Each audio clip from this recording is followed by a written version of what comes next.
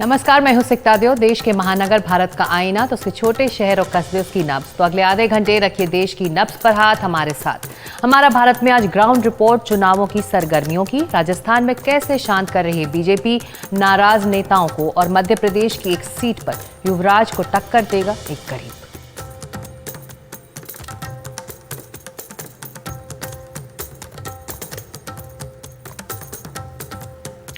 राजस्थान में बीजेपी ने 83 उम्मीदवारों की तीसरी लिस्ट और कांग्रेस ने 33 उम्मीदवारों की पहली लिस्ट जारी कर दी है।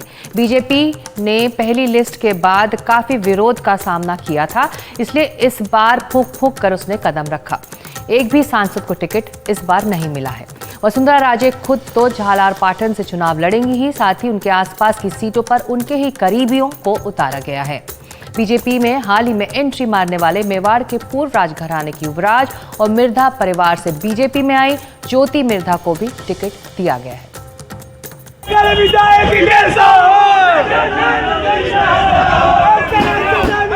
राजस्थान में चुनावी मैदान अब जम रहा है।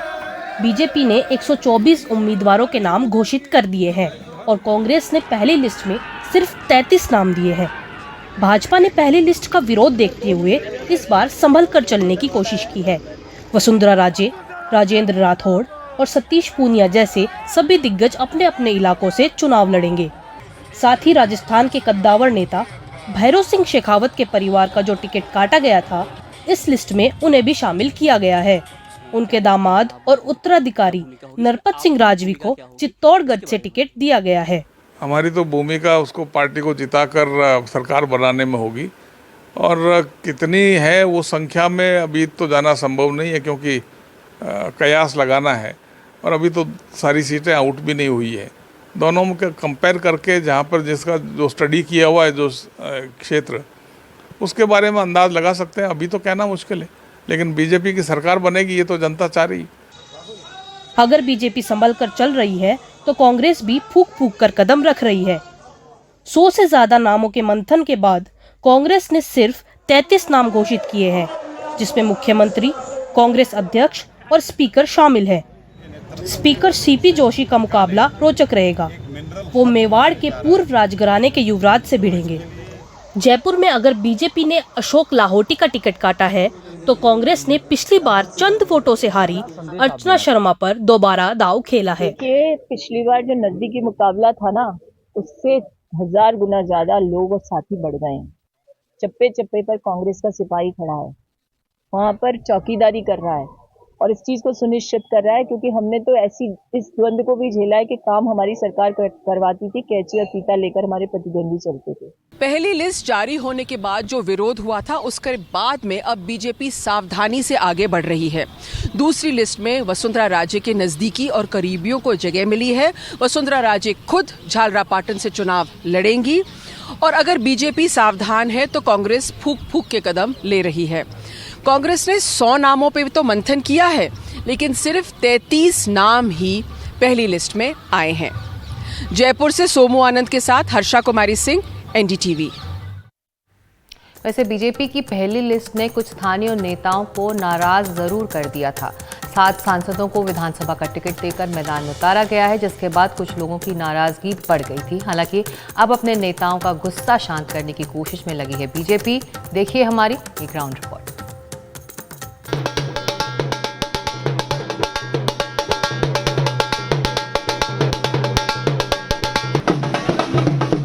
जयपुर राजघराने की राजकुमारी दिया कुमारी इन दिनों विधानसभा चुनावों के प्रचार में व्यस्त हैं। राजसम्मत से सांसद दिया कुमारी को बीजेपी ने नई जिम्मेदारी सौंपी है। उन्हें विद्याधर नगर सीट से विधानसभा का चुनाव लड़ने के लिए उतारा जा रहा है। वो बूथ स्तर के कार्यकर्ताओं के साथ अब प्रचार में लगी हुई है। जयपुर में आने का मौका मिला, और जयपुर से ही मैं हूँ, जयपुर की बेटी हूँ, और जयपुर की जनता की सेवा करने का मुझे पार्टी ने अवसर दिया। पार्टी की बहुत बहुत आभारी हूँ। और यहाँ की पूरी टीम बहुत मजबूत टीम है। कार्यकर्ता पूरी तरह से बहुत जोश में है, उत्साह है सब में। लेकिन दिया कुमारी को विद्याधर नगर से टिकट मिलने से पूर्व मुख्यमंत्री भैरव सिंह शेखावत के दामाद नरपत सिंह राजवी नाराज चल रहे हैं। वो इस सीट से 3 बार विधायक रह चुके हैं, लेकिन इस बार उनका टिकट काटकर दिया कुमारी को दे दिया गया। उनको मनाने के लिए तमाम कोशिशें होती रहीं ताकि उनकी नाराजगी दूर हो और आखिरकार राजवी को चित्तौड़गढ़ में उतारने का फैसला लिया गया है।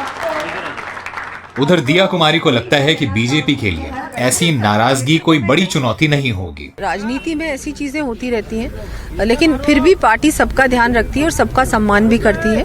और जरूर निश्चित रूप से जहां भी ऐसा हुआ है वहां पर जरूर सब कुछ देखकर जिनको भी कहीं पार्टी को जहां भी एडजस्ट करना होगा वो भी होगा, और पार्टी के साथ ही है सब लोग। बीजेपी ने अभी तक 7 सांसद विधानसभा चुनाव के लिए उतारे हैं, जिनमें से 6 सांसदों का लगातार विरोध हो रहा है। जयपुर की विद्याधर नगर सीट और झोटवाड़ा विधानसभा सीट काफी चर्चा में है। इन दोनों ही सीट पर पूर्व मुख्यमंत्री वसुंधरा राजे सिंधिया के कार्यकाल में 2 बार मंत्री रहे राजपाल सिंह शेखावत की टिकट काटकर सांसद राज्यवर्धन सिंह राठौड़ को टिकट दिया गया है। वहीं विद्याधर नगर सीट पर नरपत सिंह राजवी को तरजीह न देकर दिया कुमारी को मैदान में उतारा है। राज्यवर्धन राठौड़ को लगातार विरोध का सामना करना पड़ रहा है। हाल ही में जोबनेर में पूर्व मंत्री राजपाल सिंह शेखावत के समर्थकों ने उन्हें काले झंडे दिखाए।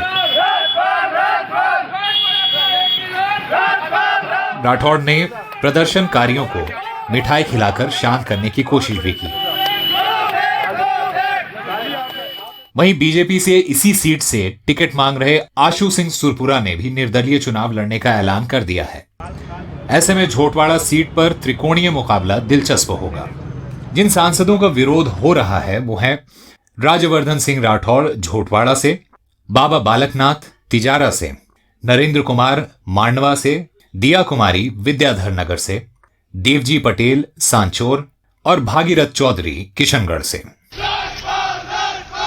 बीजेपी में इन टिकट बंटवारों को लेकर विरोध थमने का नाम नहीं ले रहा है, जिसे देखते हुए केंद्रीय मंत्री कैलाश चौधरी के नेतृत्व में एक कमेटी बनाई गई है, जो नाराज बीजेपी नेताओं को मनाने और उनकी नाराजगी दूर कर पार्टी के फैसले के समर्थन में आने के लिए मनाएगी। जयपुर से बाल वीरेंद्र सिंह शेखावत की रिपोर्ट, एनडीटीवी इंडिया के लिए। और इस वक्त हमारे साथ खुद जुड़ रहे हैं नरपत सिंह राजवी, जो बीजेपी उम्मीदवार हैं चित्तौड़गढ़ से। राजवी जी, बहुत शुक्रिया एनडीटीवी इंडिया से बात करने के लिए। नाराजगी दूर हो गई है, चित्तौड़गढ़ के लिए आप तैयार हैं? चित्तौड़गढ़ के लिए तैयार हूँ।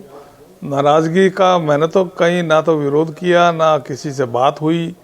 अब चित्तौड़गढ़ से यहाँ भेजा तब भी पार्टी ने भेजा, यहाँ से वापस चित्तौड़ से लड़ने का कहा पार्टी ने, तो वहाँ से लड़ेंगे।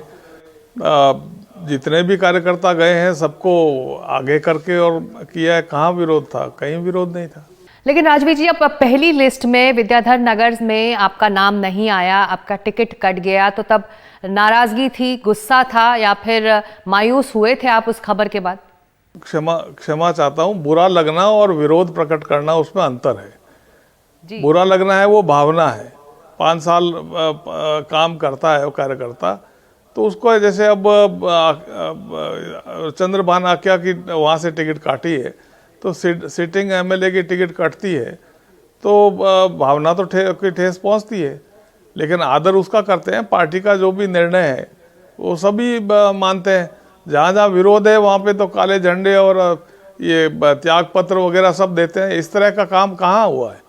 मैं महामंत्री रहा हूँ यहाँ पे बीजेपी का प्रदेश का, और 13-14 साल मैं महामंत्री रहने के बाद इस तरह की गतिविधि का मैं साथ दूंगा, ये तो संभव ही नहीं है, सोच भी नहीं सकता। आप विद्याधर नगर सीट को अच्छी तरह से समझते हैं। वहां पर जो एक तरह से दिया कुमारी जी के लिए वहां पर क्या चुनौतियां होने वाली हैं? आपसे कुछ वो एडवाइस ले रही हैं, कुछ सुझाव ले रही हैं वहां पर? थोड़ा नहीं, अभी तक एक बार बात हुई थी टेलीफोन पर। एडवाइस तो जितने भी वर्क करने वाले वर्कर्स हैं वो फील्ड में अपने आप काम कर रहे हैं, तो एडवाइस तो यही है कि उन सबको टटोलो, सबको साथ लेके चलो, और वो चल रही हैं जी। तो आप कह रहे हैं कि वो सबको विरोध कहाँ हुआ? सारा लेकर चल रही, लेकिन साथ अगर आप रीच आउट करती चल हैं रही आपको कि वो आप उस सीट के लिए थोड़ी मदद करें, क्योंकि वो आपकी वो सिटिंग सीट है, आप वहां से एमएलए हैं, तो आप मदद करेंगे उनकी? बिल्कुल मदद करेंगे, मदद कर भी रहा हूं। अभी तो मैं 2-3 दिन से 4 दिन से इस पे माननीय भैरव सिंह जी शेखावत साहब का 100वां जन्मदिवस है, मैं उस कार्यक्रम में लगा हूं। लेकिन यहाँ पे बेसिक इधर तो दिन में 3 बार निकलना होता है, 3 बार जाना होता है, सबको साथ लगाया है। तो स्पेकुलेशन पे विरोध दिखाना वो थोड़ा अच्छा नहीं लगा। बिल्कुल जी। ये बताइए कि पार्टी ने अपनी पहली लिस्ट में 7 सांसदों को टिकट दिया है विधानसभा के लिए। आप पार्टी के स्थानीय वरिष्ठ नेता हैं, इसके पीछे क्या लॉजिक रहा है पार्टी का कि सांसदों को अब विधानसभा के मैदान में उतारने का? आरंभ में जब मध्य प्रदेश के संबंध में और दूसरे राज्यों के लिए जब निर्णय लिया था, तो शायद ये था कि जहां पार्टी वीक है, जहां नहीं जीती है, ये पिछले 2008 में रिकॉन्स्टिट्यूशन होने के बाद, वहां पर वरिष्ठ लोगों को उतारेंगे। अब वो उसके अलावा भी निर्णय पार्टी लेती है तो पार्टी के इंटरेस्ट को सोच के लिया होगा, बाकी तो कुछ समझ में नहीं आता। लेकिन स्टडी किया होगा इसको, एक एक सीट में कौन से बूथ पर कितना वोट है सबके पास सामने है। तो निर्णय जो पार्टी लेती है वो सोच के लेती है और अच्छा लेती है। जी, चित्तौड़गढ़ में आपकी पहली प्राथमिकता क्या होने वाली है? अब 15 साल बाद वापस इसी हिसाब से जा रहा हूं। पहले तो वहां पे पीने का पानी और रोड्स की प्राथमिकता रही है। कोशिश करूंगा इरिगेशन और आज की जो समस्या है उसके बारे में वहां पे अध्ययन करके और उनका सॉल्व करने की कोशिश करूं। उसी तरह से कोशिश करूंगा जैसे मैंने विद्याधर नगर में पीने का पानी की प्रॉब्लम रही है, तो मैं 2008 में चुना गया दिसंबर में, और 2009 से मैं इसमें लग गया था और उसका लाभ मिला है। जी, बहुत शुक्रिया एनडीटीवी इंडिया से बात करने के लिए। हम बात करते हैं नरपत सिंह राजवी, जो बीजेपी उम्मीदवार हैं चित्तौड़गढ़ से। उन्होंने कहा कि विरोध हालांकि उन्होंने नहीं किया, लेकिन दुख और मायूसी जरूर हुई थी जब पहली लिस्ट में उनकी जो सिटिंग सीट है उससे वहां पर उन्हें टिकट नहीं मिला था। शुक्रिया राजवी जी हमसे बात करने के लिए। और अब खबर मध्य प्रदेश के चुनावों की। मध्य प्रदेश में बीजेपी ने 92 उम्मीदवारों की 5वीं लिस्ट जारी कर दी। इस लिस्ट में मौजूदा 67 विधायकों में से 37 को फिर से मौका मिला है। बीजेपी अब तक मध्य प्रदेश में 228 सीटों पर उम्मीदवारों का ऐलान कर चुकी है। 3 मंत्रियों समेत 29 विधायकों के टिकट कट गए हैं। मंत्री ओपीएस भदौरिया का टिकट काट लिया गया है। यशोधरा राजे सिंधिया पहले ही चुनावी मैदान से बाहर हो चुकी हैं। मंत्री गौरी शंकर बिसेन की जगह उनकी बेटी को टिकट देने का ऐलान किया गया है। इंदौर 3 सीट से आकाश विजयवर्गीय का टिकट काटा गया है। अटल बिहारी वाजपेयी के भांजे को टिकट नहीं दिया गया है। अनूप मिश्रा ग्वालियर दक्षिण सीट से टिकट मांग रहे थे, लेकिन ग्वालियर दक्षिण सीट से नारायण कुशवाहा को उम्मीदवार बना दिया गया है और ग्वालियर पूर्व से माया सिंह को टिकट दिया गया है। और चुनावी मैदान में अब धीरे धीरे मुकाबला दिलचस्प होता जा रहा है। बीजेपी और कांग्रेस दोनों ही पार्टियां मध्य प्रदेश में सोच समझकर टिकटों का ऐलान कर रही हैं। विंध्य में एक ऐसी सीट है जहां मुकाबला रोचक होने वाला है। रीवा जिले के सिरमौर विधानसभा सीट पर एक राज परिवार के युवराज का सामना एक आम आदिवासी उम्मीदवार से होना है। देखिए हमारी ये खास रिपोर्ट। जनजातीय समाज को उनकी संस्कृति। प्रधानमंत्री नरेंद्र मोदी ने मध्य प्रदेश आकर जनजातीय समूह से संवाद किया। मध्य प्रदेश की सत्ता किसके हाथ में जाएगी, इसमें आदिवासियों की अहम भूमिका है। विंध्य को बीजेपी का गढ़ माना जाता है, लेकिन इस बार यहां की सिरमौर सीट पर बेहद ही रोचक मुकाबला है। 2 बार के विधायक और रीवा राजघराने के युवराज दिव्यराज सिंह को बीजेपी ने फिर से टिकट दिया है। युवराज के सामने कांग्रेस ने राम गरीब कोल को टिकट दिया है, जो आदिवासी हैं। राजनीतिक विशेषज्ञ इसे राजा और रंग का मुकाबला मान रहे हैं। युवराज के सामने एक आदिवासी को खड़ा करना कांग्रेस की बड़ी सियासी चाल है। वजह भी है, राज्य में 10 लाख से ज्यादा अधिक आबादी कोल समाज की है। जनजाति 1 दर्जन से ज्यादा सीटों पर निर्णायक भूमिका में है। राम गरीब साल 2008 में बसपा से त्योंथर सीट के विधायक बने थे। 2008 में तत्कालीन मंत्री रमाकांत तिवारी को उन्होंने हराया था। 1990 के बाद से ही 73 सीट में कभी भी कांग्रेस का खाता नहीं खुला है। आजादी के बाद दशकों तक जिन्होंने देश में सरकार चलाई, उन्होंने अपनी स्वार्थ भरी राजनीति को ही प्राथमिकता दी। देश की आबादी का करीब करीब 10% होने के बावजूद दशकों तक जनजातीय समाज को, उनकी संस्कृति, उनके सामर्थ्य को पूरी तरह नजरअंदाज कर दिया गया। आदिवासियों का दुख, उनकी तकलीफ, बच्चों की शिक्षा, आदिवासियों का स्वास्थ्य उन लोगों के लिए कोई मायने नहीं रखता था। कांग्रेस कोल समाज के जरिए एसटी वोटर्स पर भी पैठ बनाने की कोशिश कर रही है। विंध्य के राजनीतिक समीकरण की अगर बात की जाए तो यहाँ की 30 सीटों में से 24 पर भाजपा का कब्जा है। ब्राह्मण आदिवासियों का वर्चस्व यहाँ पर हावी है। 2018 में कांग्रेस को मात्र 6 सीटें ही हासिल हुई थी। 34% ब्राह्मणों के साथ 26% ओबीसी भी इस पर प्रभाव डालेंगे। 2003 के चुनाव में 28 में से 18 सीटें बीजेपी के खाते में गई थी। 2008 में भाजपा ने 24 सीटों पर कब्जा जमाया था, तो वहीं 2013 के चुनावों में 17 सीटें ही हासिल हो सकी थी। कांग्रेस ने बीजेपी पर आदिवासियों की अनदेखी का आरोप लगाया है, तो इस पूरे मुद्दे को लेकर बीजेपी भी हमलावर है। देखिए, यही अंतर है भारतीय जनता पार्टी और कांग्रेस पार्टी के अंदर। हमने हमारे जमीनी कार्यकर्ता को, आदिवासी बैकग्राउंड से आने वाले व्यक्ति को, जो आरक्षित सीट नहीं थी आदिवासी वर्ग के लिए, सामान्य सीट से उतारने का काम किया। ये कमलनाथ जी का आदिवासियों के साथ खड़े रहने का सबसे बड़ा प्रमाण है। और राजे महाराजे रजवाड़े वाले जो है बीजेपी की तरफ से आने वाले हैं हमेशा से। ये भारतीय जनता पार्टी का कार्यकर्ता प्रत्याशी गरीब कल्याणकारी योजनाओं को लागू करने के लिए, उसको नीचे तक पहुंचाने के लिए प्रतिबद्ध होता है। भारतीय जनता पार्टी ने जो भी प्रत्याशी उतारा है वो गरीब कल्याण के लिए उतारा है। अभी तक 2003 से लेकर 2023 तक मध्य प्रदेश ने जो विकास की यात्रा तय की, उसमें गरीब को जिस प्रकार से ऊपर निकालकर उसको समानता का अधिकार दिलाया, उसकी जरूरतों को ध्यान में रखकर आगे योजनाएं लागू करी, तो उसी को आगे बढ़ाने के लिए हमारे प्रत्याशी गरीब कल्याण के लिए प्रतिबद्ध है। इसमें गरीब और अमीर की कोई बात नहीं है। मध्य प्रदेश की राजनीति अब राजा और रंग पर आ चुकी है, क्योंकि कांग्रेस भी अपने कई दांव इस विधानसभा चुनाव में खेलती हुई नजर आती है। मध्य प्रदेश में कहा जाता है कि जहां पर आदिवासी उन्हीं की सरकार, इसी कारण आदिवासियों पर बीजेपी और कांग्रेस दोनों का मुख्य फोकस है। लेकिन एक युवराज के सामने एक आदिवासी को उतारकर कांग्रेस ने एक बहुत बड़ा संदेश देने की कोशिश की है। फिलहाल ये आदिवासी चेहरा कांग्रेस को कितना फायदा दिलाता है, ये देखना काफी दिलचस्प आने वाले 2023 के विधानसभा चुनावों में होगा। कैमरा पर्सन राजू बाथम के साथ अमृतांशी जोशी, एनडीटीवी। वक्त अब एक छोटे से ब्रेक का है। हमारा भारत में अभी आगे है बागपत में तंगी से जूझते माटी के कलाकार।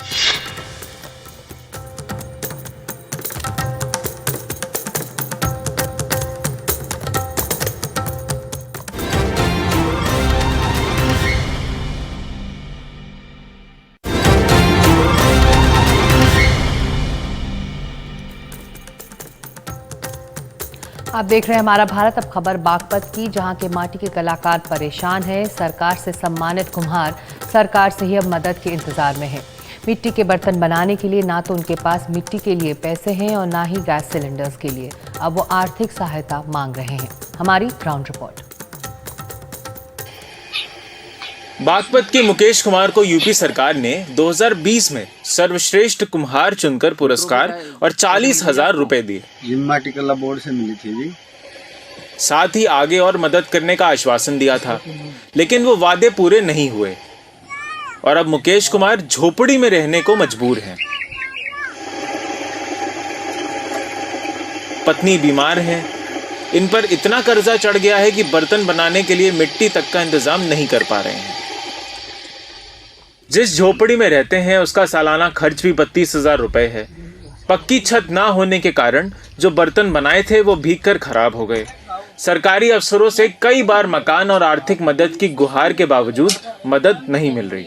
तो आवेदन कहीं पर वे भी डाल लीजिए, हमने जो फैक्स वैक्स जावे जी वे भी डाल रखी और 14-15 महीने हो लिए। हम भी कोर्ट कचहरी में इसमें भी जावे जी, तहसील में भी अधिकारियों को साइन वाइन भी हो रही जी, पर सुनवाई है नहीं कुछ भी। मुकेश प्रजापति की बदहाली का ये आलम है कि ना तो बर्तन बनाने के लिए मिट्टी खरीदने के पैसे हैं, ना गैस सिलेंडर में गैस भरवाने के पैसे। पतली मिट्टी के चूल्हे पर खाना पकाती हैं। सर के ऊपर छप्पर जरूर है, लेकिन वो भी मौसम के रहमो करम पर। हम जी छप्पर में रह रहे जी, इसमें जो हमने बना रखा है बांस का, और ये पन्नी डाल रखी, यो भी हवा में पड़ जा बार बार की। तो सरकार ने जो तुम्हें सम्मान दिया था, कुछ कहा भी होगा कि कुछ सुविधा मिलेंगी? हाँ जी, क्या ना, ये ध्यान रखेंगे, जो कुछ परेशानी आएगी इसमें क्या ना सहयोग करेंगे, ऐसा कुछ वो नहीं है। ऐसे हुनरमंद लोग जिनकी कला पर राज्य को नाज हो और वो तंगहाली की जिंदगी गुजारने पर मजबूर हो जाएं, तो सरकार को कम से कम अपने वादों को पूरा तो करना ही चाहिए, क्योंकि कलाकारी जिंदा रहेगी तभी तो कला भी फूले फलेगी। सौरभ शुक्ला की रिपोर्ट, एनडीटीवी इंडिया। हमारा भारत में आज इतना ही। आपको हमारी ग्राउंड रिपोर्ट्स कैसी लग रही हैं हमें ज़रूर बताएं। आपके लिए कार्यक्रम हमारी रिपोर्ट्स एनडीटीवी इंडिया के सभी डिजिटल प्लेटफॉर्म्स पर भी उपलब्ध है।